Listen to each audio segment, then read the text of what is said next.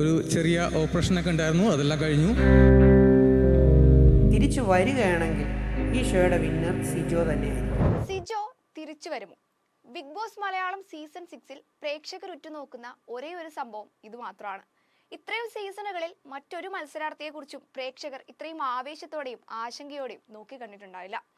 റോക്കിയുടെ ഇടയിൽ താടിയലിന് പരിക്കേറ്റ സിജോ ഓപ്പറേഷൻ കഴിഞ്ഞ ദിവസം ഷോയിലേക്ക് തിരിച്ചെത്തിയെങ്കിലും ബിഗ് ബോസ് ഹൗസിലേക്ക് കയറിയിരുന്നില്ല. സിജോ ലാലേട്ടനൊപ്പം സ്റ്റേജിൽ എത്തി എന്നല്ലാതെ ഷോയിൽ തുടരുന്നുണ്ടോ എന്നതിനെ കുറിച്ചൊന്നും സംസാരിച്ചിരുന്നില്ല. 2 ആഴ്ച കംപ്ലീറ്റ് റെസ്റ്റ് വേണമെന്ന് പറഞ്ഞുകൊണ്ട് സിജോയെ പറഞ്ഞയക്കുന്നതാണ് എപ്പിസോഡിൽ നമ്മൾ കണ്ടത്. തൊട്ടു പിന്നാലെ പ്രേക്ഷകർക്കും മത്സരാർത്ഥികൾക്കും ഒരേ സംശയമായിരുന്നു, സിജോ ഇനി തിരികെ വരില്ലേ, അതോ സീക്രട്ട് റൂമിലേക്ക് മാറ്റിയിരിക്കുകയാണോ എന്നൊക്കെ. ഇപ്പോൾ സംഭവത്തിൽ പ്രതികരിച്ച് രംഗത്തെത്തിയിരിക്കുകയാണ് മുൻ ബിഗ് ബോസ് മത്സരാർത്ഥി രജിത് കുമാർ. സിജോ മടങ്ങി വരാനുള്ള സാധ്യത വളരെ കുറവാണെന്നാണ് രജിത് കുമാർ പറയുന്നത്. സിജോ ക്വാളിറ്റിയുള്ള മത്സരാർത്ഥിയാണെന്നും സർജറി കഴിഞ്ഞ് സിജോയ്ക്ക് 2 ആഴ്ചയാണ് റെസ്റ്റ് പറഞ്ഞിട്ടുള്ളതെങ്കിലും 1 മാസത്തെ വിശ്രമം വേണ്ടിവരും. അതുകൊണ്ട് തന്നെ തിരിച്ചു വരാൻ സാധിക്കുമോ എന്നത് സംശയമാണ്. തിരിച്ചു വന്നാൽ ഷോയുടെ വിജയി സിജോ ആയിരിക്കുമെന്നും രജിത് പറയുന്നുണ്ട്. ബിഗ് ബോസ് ഷോ പോലെയുള്ള ഷോയിൽ സ്ട്രെയിൻ എടുത്ത് സംസാരിക്കേണ്ടി വരും, അവിടെയും റെസ്റ്റ് വേണം. എങ്ങനെ പോയാലും 1 മാസത്തെ റെസ്റ്റ് വേണ്ടി വരും എന്നെനിക്ക് തോന്നുന്നു. അപ്പോൾ ഇത്രയും റെസ്റ്റ് വന്നു കഴിയുമ്പോൾ തിരിച്ചു വരാനുള്ള സാധ്യതയിൽ എനിക്ക് ഒരു ഡൗട്ടുണ്ട്.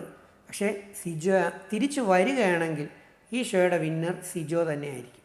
സീസൺ 6-ലെ ഫിസിക്കൽ അസോൾട്ടിനെ കുറിച്ചും രജിത് തന്റെ അഭിപ്രായം തുറന്നു പറയുന്നുണ്ട്.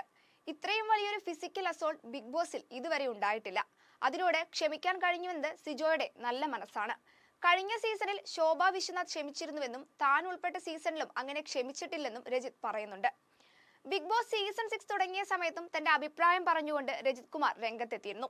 സീസൺ 6-ൽ ഒന്ന് പറഞ്ഞാൽ രണ്ടാമത്തേതിന് ബഹളം വയ്ക്കുന്ന മത്സരാർത്ഥികളാണ് ഉള്ളതെന്നും പ്രേക്ഷകരെ എന്റർടൈനിങ് ചെയ്യുന്ന കണ്ടന്റുകളോ മത്സരാർത്ഥികളോ ഒന്നും തന്നെ ഇല്ലെന്നാണ് രജിത് കുമാർ അന്ന് പറഞ്ഞത്. തമ്മിൽ ഭേദം രതീഷ് എന്നും രജിത് പറഞ്ഞിരുന്നു. എനിക്ക് തോന്നുന്നു മെജോറിറ്റിയും ഒരു നോർമൽ സെലിബ്രിറ്റി എന്ന് പറയുന്ന ഒരു 5-6 പേരെ എനിക്ക് തോന്നിയുള്ളൂ. ബാക്കി എല്ലാവരും പലരും കണ്ടിട്ടില്ലാത്തവരാണ്. പക്ഷേ ഈ ഒരാഴ്ച അതിനെ ലൈവാക്കി നിർത്തിയത് നമ്മുടെ സ്വന്തം രതീഷ്. യാതൊരു സംശയമില്ല, രതീഷ് തന്നെയാണ് പിടിച്ച് കുലുക്കിക്കൊണ്ടിരിക്കുന്നത്. അത് മറ്റൊരു തരം സ്ട്രാറ്റജിയാണ്.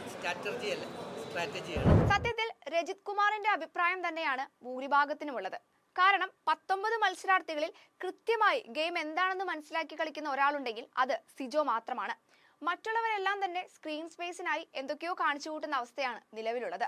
ഓവർ ആക്റ്റീവ്നെസ് കാണിച്ച രതീഷ് പുറത്തായതോടെ കണ്ടന്റ് മേക്കിങ്ങിൽ മുന്നിട്ട് നിന്നിരുന്നത് റോക്കിയായിരുന്നു. മറ്റ് മത്സരാർത്ഥികൾക്ക് ശക്തനായ ഒരു എതിരാളി എന്ന രീതിയിൽ റോക്കി ഉയർന്നു വന്നിരുന്നു. ഇടയ്ക്ക് വെച്ച് കയ്യിൽ നിന്നും പാളിപ്പോയതാണ് പ്രശ്നങ്ങൾ ഉണ്ടാക്കിയത്. സിജോയുമായി അത്തരമൊരു സിറ്റുവേഷൻ ഇല്ലായിരുന്നുവെങ്കിൽ ഉറപ്പായും സിജോയും റോക്കിയും തമ്മിൽ ശക്തമായ മത്സരം ഉണ്ടാകുമായിരുന്നു. ഒരു വൈൽഡ് കാർഡ് എൻട്രി ഉണ്ടെങ്കിൽ മാത്രമാണ് നിലവിലെ മത്സരത്തെ ട്രാക്കിലേക്ക് കൊണ്ടുവരാൻ സാധിക്കുകയുള്ളൂ. എന്തായാലും 2 ആഴ്ചയ്ക്ക് ശേഷം ലാലേട്ടൻ പറഞ്ഞതുപോലെ സിജോ തിരിച്ചു വരുമോ, അതോ രജിത് കുമാർ പറഞ്ഞതുപോലെ സിജോ ഷോയിൽ നിന്നും കിറ്റാകുമോ എന്നൊക്കെ കണ്ടറിയാം.